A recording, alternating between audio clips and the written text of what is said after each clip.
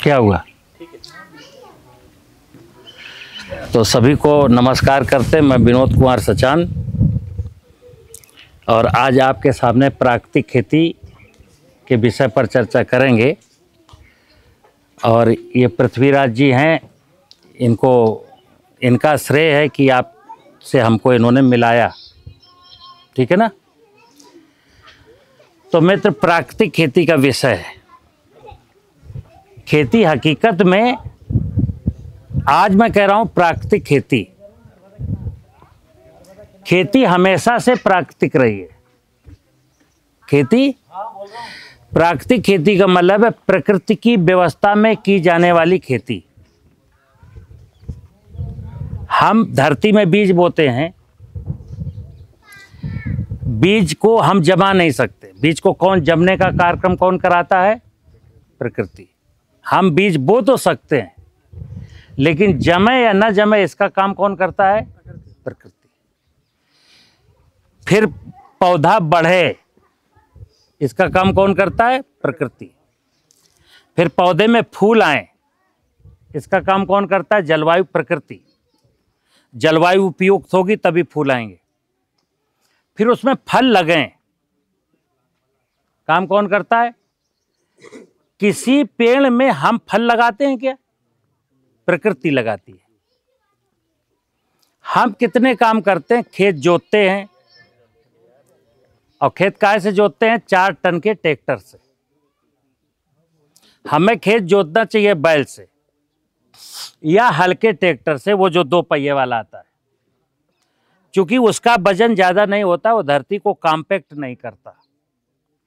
4 ton का tractor जमीन को इतना कॉम्पैक्ट कर देता है कि उसकी जमीन की संरचना टूट जाती है, बरसात का पानी नीचे नहीं जा पाता है। जमीन में उसके अंदर जो छोटी छोटी कॉलोनी बनी थी, जिसमें नाना प्रकार के जीव जंतु रहते थे, उनके सबके घर टूट जाते हैं। तो 4 टन का ट्रैक्टर चलाया तो क्या हुआ? अधर्म। किसके साथ अधर्म किया? बाबा शिव के साथ, भोले बाबा के साथ।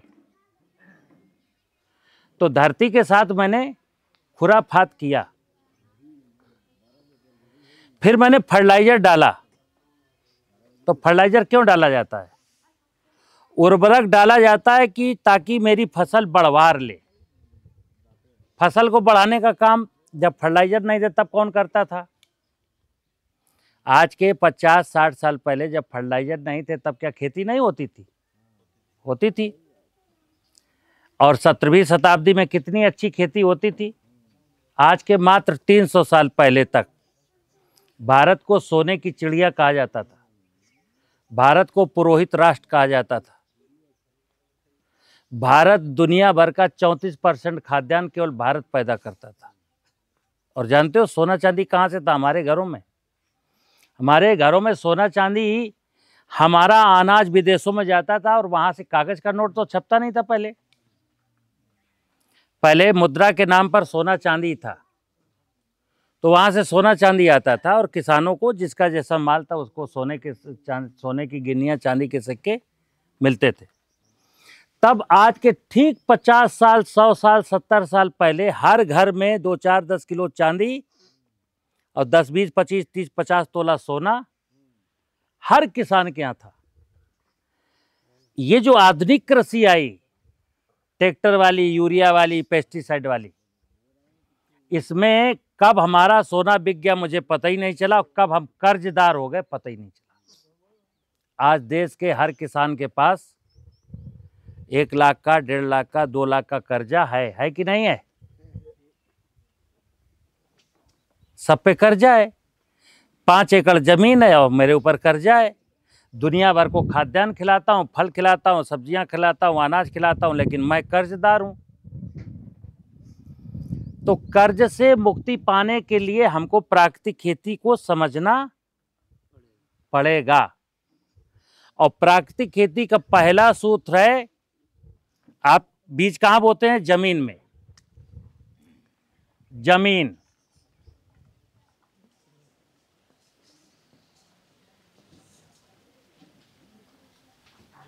जमीन में ही तो बीज बोते।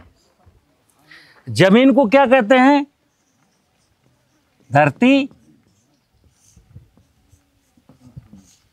माँ। जमीन को क्या कहते हैं? धरती माँ। मित्र, सारा खेल, मनुष्य के जीवन की समस्त खुशियां, सारे उद्योग धरती पर ही चलते हैं। कच्चा माल दारू भी बनाना तो कहां से बनती है? जमीन में उगाए गए जौ से, महुआ से, किशमिश से। कोयला भी कहां से निकलता है? धरती से। डीजल पेट्रोल भी कहां से निकलता है? धरती से। फूड इंडस्ट्री कहां से चलती है? धरती से। चमड़ा इंडस्ट्री कहां से चलती है? धरती से। कोई एक इंडस्ट्री का नाम बताए जो धरती के बिना चल सकती हो। लोहा कहां से निकलता है? धरती से। सोना कहां से निकलता है? धरती से। धरती मां के बिना एक सांस भी हमको नहीं मिल सकती। लेकिन आज सारे लोग मिलकर के इसी को सत्यानाश करने पे तुले। दुनिया चाहे कुछ करे, लेकिन देश के किसानों को ये नहीं करना चाहिए। हमारे पिताजी, बाबा परबाबा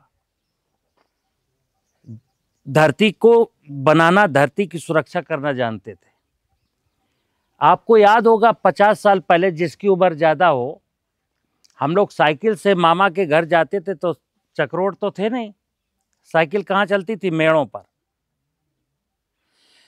जमीन के ऊपर इतनी बढ़िया मजबूत मेड़ें थी कि मेड़ मेड़ मेड़ मेड़ चलते थे।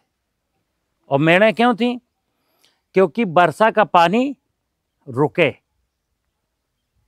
वर्षा का पानी जब खेत में रुकेगा, खेत से जब बाहर बह के जाएगा तो गांव के ताल तलैया में इकट्ठा होगा, तब कुएं से पानी मिलेगा पीने का।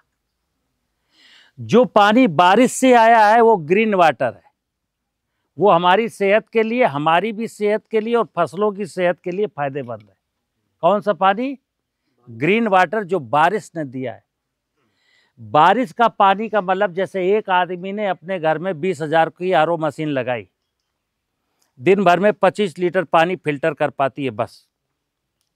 और परमात्मा की व्यवस्था देखिए कि बारिश, जब वर्षा में पानी गिरता है तो उससे खूबसूरत दुनिया में कोई पानी नहीं है। बारिश के पानी से खूबसूरत पानी दुनिया में नहीं है। लेकिन दुनिया बरसात के दिनों में उस पानी को बह करके खेतों से, नदी नाला के माध्यम से समुद्र में जाते हुए सारी दुनिया तमाशा देखती है। नेता भी तमाशा देखते हैं, वैज्ञानिक भी तमाशा देखते हैं, और आप भी तमाशा देखते हो।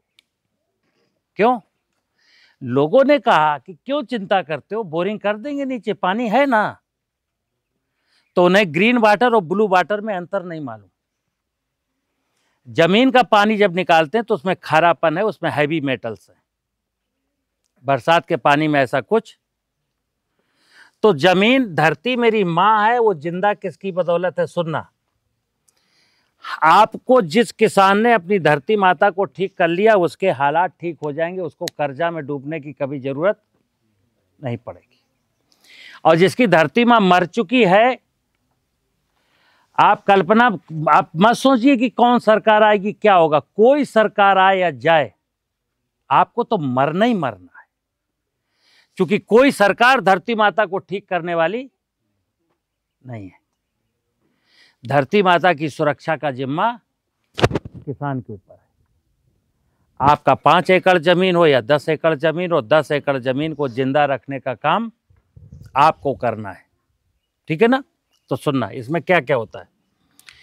ये मैंने बोला धरती और मां। धरती माने शिव।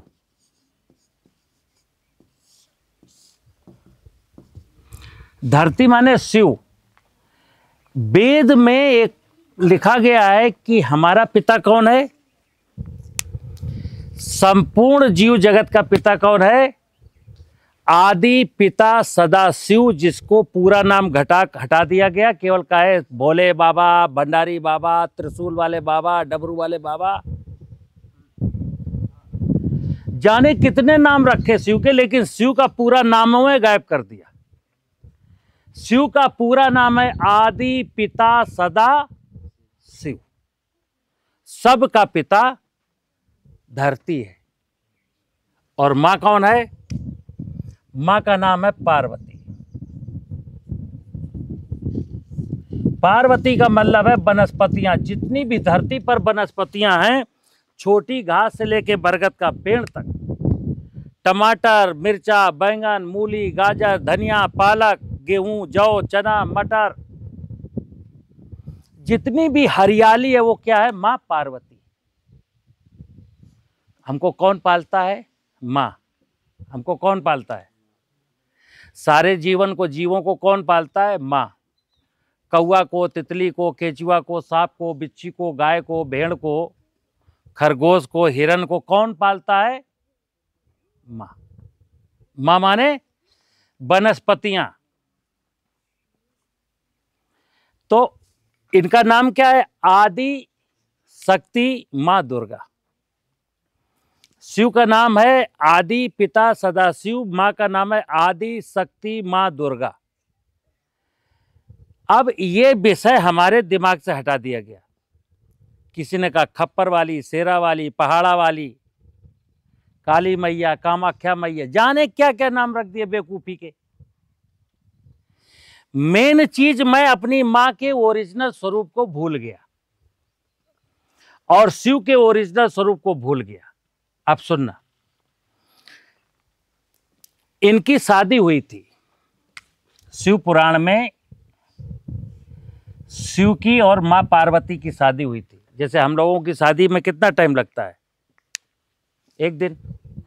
4 घंटे में डम डम डम डम डम डम होके डीजे बजा और जयमाल डली और भांवर हो गई शादी।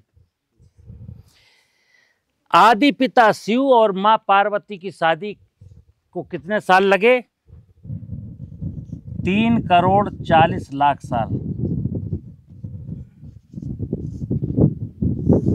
3.5 करोड़ साल शादी हुई इनकी। क्या हो रहा था? एक जमाना था जब यहां धरती थी, कोई वनस्पति नहीं थी। तो पहले एक घास, एक काई जमी, फिर एक फंगस आई, फिर दूब जमी, फिर चींटी आई, फिर एक झाड़ी आई, फिर हिरन आया, फिर बरगद का पेड़ आया, फिर हाथी आया।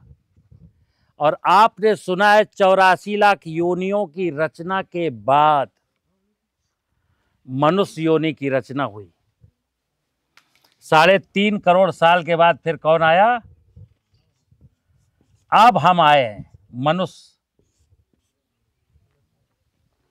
तो सुनना, हम किराएदार हैं।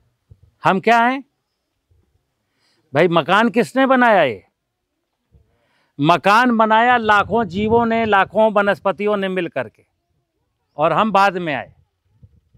और हम क्या कर रहे हैं? हम मकान मालिक बन बैठे और सबसे कह रहे हैं तुम भगो, तुम भगो, तुम भगो, नहीं भगोगे मार डालेंगे। आधुनिक खेती में क्या हो रहा है? हम सबको मार देना चाहते हैं। ये अज्ञान है। ज्ञान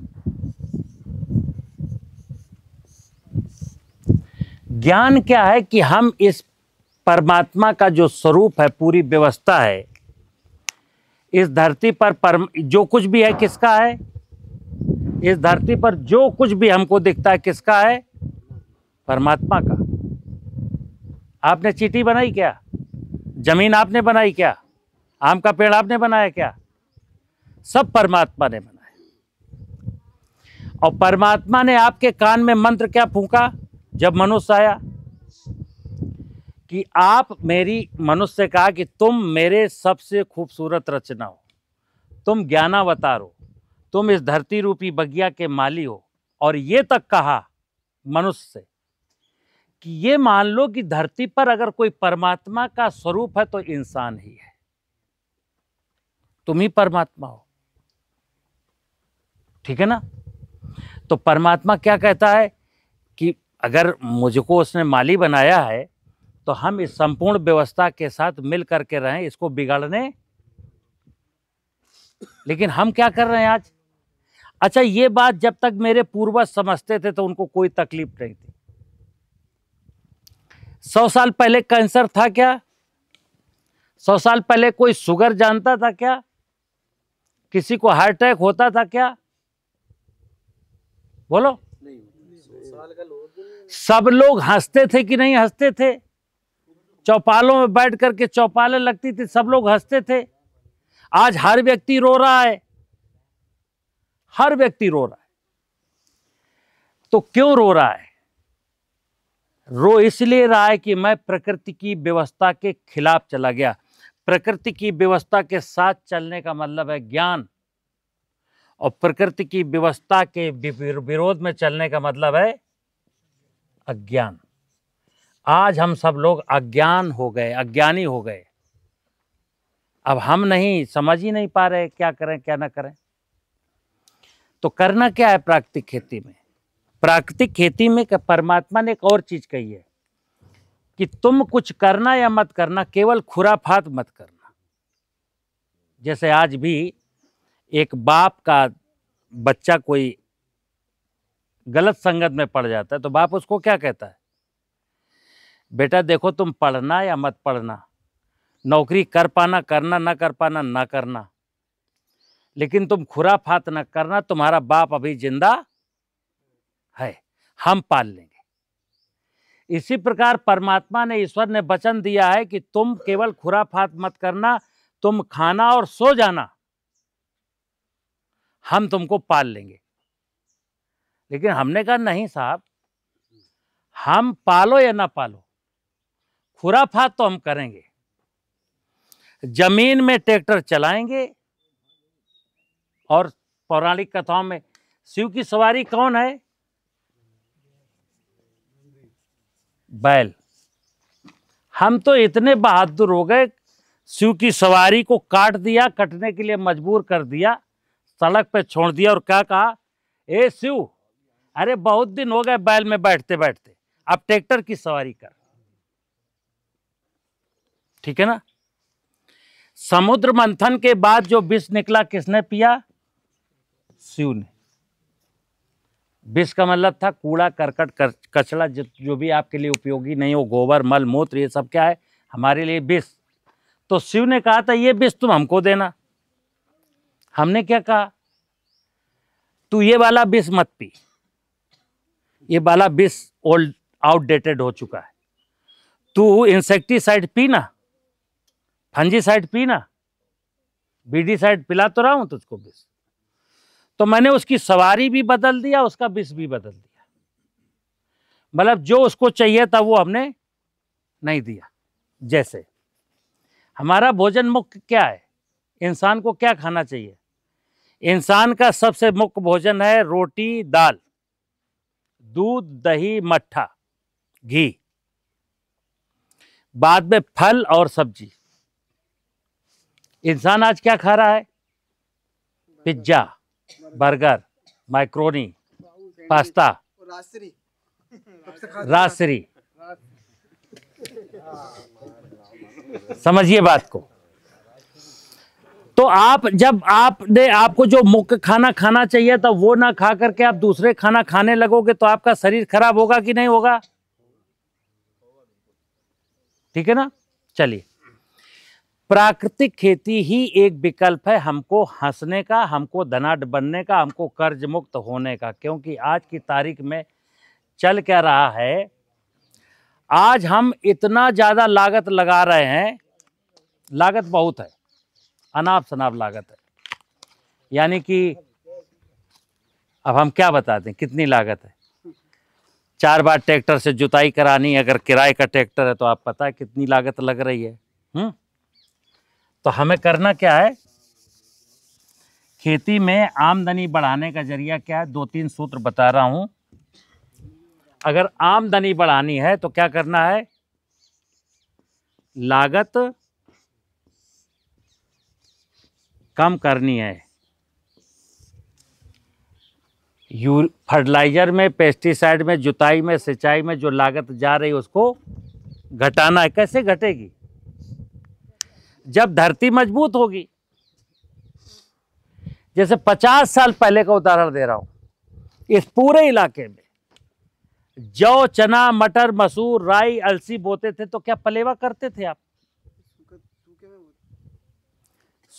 नमी बरसात वाली नमी थी, उसी में जम जाता था, बिना पानी के काट लिया जाता था। माने कि 50 साल पहले धरती माता कुछ कुछ जिंदा थी, तो ना पलेवा करनी पड़ी और ना पानी के लगाना पड़ा। आज धरती माता का स्वरूप चूंकि बिगड़ा है, इसलिए आपको पलेवा भी करनी पड़ती और एक पानी भी लगाना पड़ता है। पड़ता है कि नहीं पड़ता? तो अभी मैंने बताया धरती माँ मजबूत होगी तो पानी नहीं, पलेवा नहीं करनी पड़ेगी, पानी नहीं लगाना पड़ेगा, लागत घटानी है। अभी हमको उर्वरक डालने पड़ते हैं। उर्वरक नहीं डालेंगे तो फसल नहीं बढ़ेगी। क्यों डालने पड़ते हैं? क्योंकि धरती माता के पास सामर्थ्य नहीं है कि जो फसल बोई है उसको पाल सके, उसको पोषण दे सके, तो हमें बाहर से लाके डालने पड़ते हैं, तो लागत बढ़ जाती है। एक चीज बताओ, हमने पुराना युग देखा है, आप गांव के हो, कई लोगों ने देखा है। जब पुरानी पीढ़ी के लोग पैदा हुए तो 6 महीने तक ना उन्होंने पाउडर का दूध पिया, ना भैंस गाय का दूध पिया। उन्होंने किसका दूध पिया? अपनी माँ का दूध पिया। 6 महीने तक जितना बच्चे को जरूरत थी, माँ उतना दूध माँ के पास था। माँ के दूध में पौष्टिकता थी, उसमें स्वाद भी था और उसकी पौष्टिकता भी जबरदस्त थी। क्यों? क्योंकि मेरी माँ अच्छा सोचती थी और अच्छा खाती थी। आज की तारीख में जो बच्चे पैदा हो रहे हैं, वो कोई कितने बच्चे माँ के दूध से पल रहे, जरा हिसाब लगाना।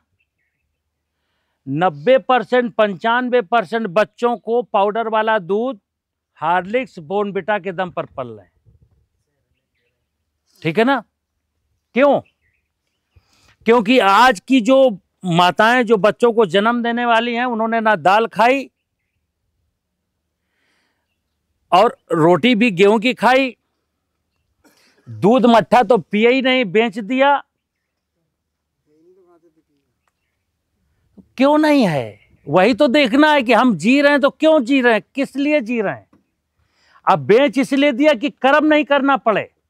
कौन भैंस को खोले, कौन भैंस को बांधे, कौन गैया को दुबे। तो बच्चे ऐसे हो गए। ठीक है ना? सुनना, माँ अगर जिंदा है, जैसे मेरी माताएं जिंदा थी, जिंदा दिल थी, तो हमको जरूरत नहीं पड़ी।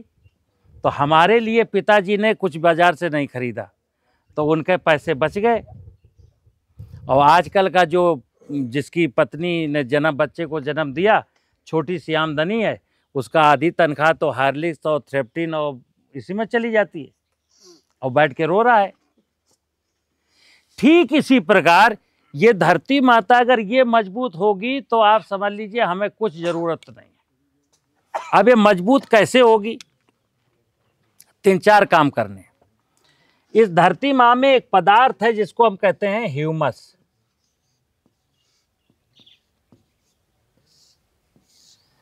ह्यूमस एक वो पदार्थ है जिसमें कार्बनिक पदार्थ है। क्या? गोबर है, बाग बगीचे की पत्तियां हैं, फसलों के अवशेष हैं। उसमें कुछ पदार्थ सड़ भी गया है, वो भी अंश है। और वो सड़े हुए में सूक्ष्म जीव हैं, ये है जिंदा जीव, और उसमें मरे हुए जीवों का अंश भी है। कितनी चीजें? 4। गोबर, गोबर में कुछ सड़ा हुआ गोबर, और सड़े हुए गोबर में कुछ जिंदा जीव और कुछ मरे हुए जीव। ये साइकिल है। तो मरे हुए जीवों को ही फसल खाती है। जो जीव मर गया है उसी को फसल खाती है। ठीक है ना? तो वो ह्यूमस होना चाहिए। जैसे आज मिट्टी की जांच आप कराते हो, आप जब मिट्टी की जांच कराते हो तो आपने मिट्टी की जांच कराई किसी ने? उसमें एक शब्द लिखा होता है जीवांश कार्बन। जीवांश कार्बन 0.3%, इतना आपकी मिट्टी में है। होना कितना चाहिए? कम से कम 1%, कम से कम। जैसे हमारे शरीर में 4.5 लीटर खून है और 16 यूनिट उसमें हीमोग्लोबिन है। अभी मेरा एक्सीडेंट हो जाए, 1 लीटर खून निकल जाए, तो मुझे एम्बुलेंस की जरूरत पड़ेगी? अब मैं नहीं चल, अब मैं उठ ही नहीं सकता हूँ। और हीमोग्लोबिन 8 यूनिट रह गया, तो अब ऑपरेशन नहीं हो सकता मेरा। मतलब हम स्वस्थ शरीर में इतना खून और इतना हीमोग्लोबिन होना चाहिए। उसी प्रकार स्वस्थ मिट्टी में 1% जीवांश होना चाहिए, जो कितना रह गया 0.3। जब 0.3 रह गया तो आप गेहूं बोए हो, टमाटर बोए हो, मिर्च बोए हो। अब टमाटर को उतना बढ़ाने के लिए टमाटर को 250 कुंटल फल भी लग जाए, उतनी सामर्थ्य जमीन के पास है नहीं, तो आप क्या देते हो? आपको वैज्ञानिकों ने कहा नाइट्रोजन दे दो, फास्फोरस दे दो, पोटास दे दो, जिंक दे दो। पौधों को चाहिए 16 पोषक तत्व, और आपने दिए 3 या 2 या 4। अब जिस टमाटर में 16 पोषक तत्व ना होकर के 3 ही हैं, उसमें स्वाद आएगा, उसमें पौष्टिकता होगी। जैसे आपकी दाल में कोई हल्दी ना डाले, हल्दी डाल दे तो नमक ना डाले या मिर्च ना डाले, या नमक ज्यादा कर दे, तो दाल खा पाएंगे आप? यही तो यहां हुआ। नाइट्रोजन ज्यादा कर दी, फास्फेट ज्यादा कर दी, जिंक नहीं, सल्फर नहीं, आयरन नहीं, बोरोन नहीं, मैग्नीज नहीं, मैग्नीशियम नहीं, कॉपर नहीं, तो स्वाद क्या आएगा? ठीक है ना? तो अभी वैज्ञानिकों ने बताया 3 पोषक तत्व देने हैं, 4 देने हैं, इसमें चले गए पैसे।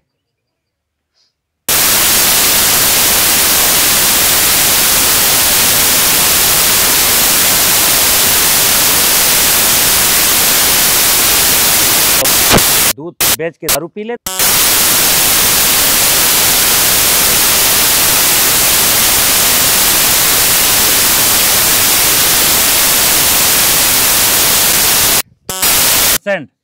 तो उसमें सारे पोषक तत्व उसको मिल जाते कि नहीं मिल जाते? अगला क्या है? ये जो जीवाणु हैं, जमीन में जो जीवाणु हैं वो लाखों प्रकार के हैं। कोई कुछ करता है, कोई कुछ करता है, कुछ मिलके करते हैं कुछ काम। यहां पर कुछ निगेटिव हैं जो फसलों में रोग फैलाते हैं, और कुछ है जो इनको रोग फैलाने वालों को नष्ट करते हैं। जैसे हमने फंजीसाइड डाला, फंजीसाइड का मतलब है कि हानिकारक फफूंद को खत्म करना। ये खत्म करने का विज्ञान तो यहाँ था, जो लाभदायक थे उनको कंट्रोल कर लेते थे, लेकिन हमने पेस्टिसाइड डाल के सबको मार दिए। और जब मैं कोई चीज मारता हूं तो जानते हो कौन मरता है कौन नहीं मरता? देखना आप, आपने कभी तितली को मारा है? बोलो। लेकिन तितली नहीं है ना, मधुमक्खी को मारा है, मेंढक को मारा है, चिड़िया को मारा है, केंचुए को मारा है। हमने दीमक मारी, मरा केंचुआ। हमने इल्ली मारी, मरी तितली। हमने माहू को मारा, मरी मधुमक्खी। यानी जो शर्मदार थे वो मर गए, जो बेशरम थे वो जिंदा है। ठीक है ना? तो हमारी माँ अगर जिंदा होती तो कुछ नहीं होता, तो सब चीजें अपने आप चल ही रही थी। आज के 50-60 साल पहले, 100 साल पहले देश में कोई एग्रीकल्चर की यूनिवर्सिटी थी क्या? कोई कृषि वैज्ञानिक था क्या? बाजार में कोई पेस्टिसाइड की दुकानें थी क्या? तो हमारे बाप दादा भूखों मर गए थे क्या? हट्टे कट्टे थे, 2 कुंटल का वजन यूं उठा लेते थे। हम पे 40 किलो की बुरिया नहीं उठती है। क्यों?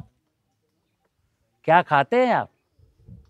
दूध अगर पैदा कर रहा है किसान तो बेच देता है, दूध बेच के दारू पी लेता है। दाल से नफरत हो गई, केवल सब्जी खाता है, जानता है इसमें पेस्टिसाइड है, फिर भी खा रहा है। तो